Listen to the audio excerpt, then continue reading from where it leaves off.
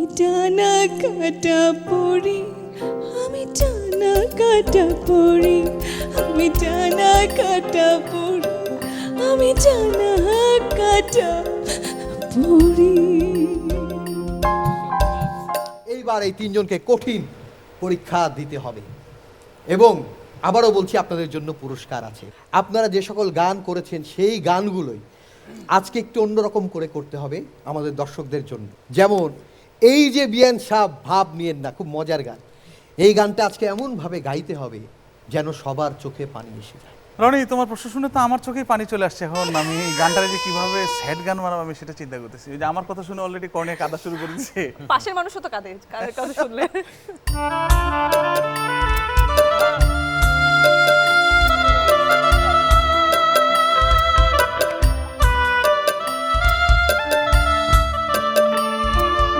এই যে বিয়াইন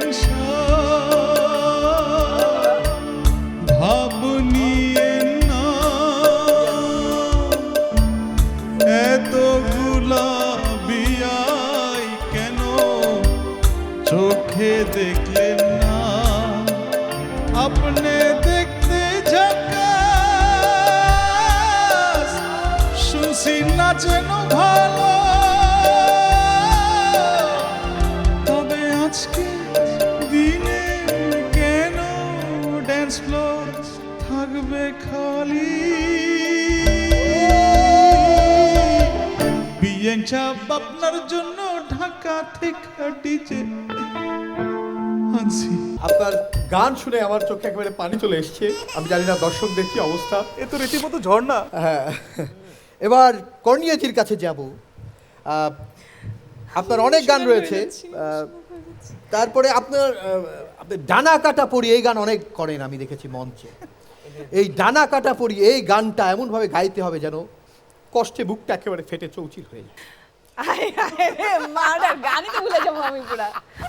স্ট্যাটাস আমার সিঙ্গেল দেখে প্রেমের ছোড়া ছড়ি, হায় রে কি যে করি, হায় রে কি যে করি। আমি টানা কাটা পড়ি, আমি টানা কাটা পড়ি, আমি টানা কাটা পড়ি, আমি টানা কাটা পড়ি। ওকে, এই পরীর ডানা নেই, এটাই তার দুঃখের কারণ। আসলে গানটা যথেষ্ট, এই কষ্টের গান কিভাবে যে আনন্দে ভাবে গাইলো আমি এখন সেটাই হতবাক হয়ে ভাবছি।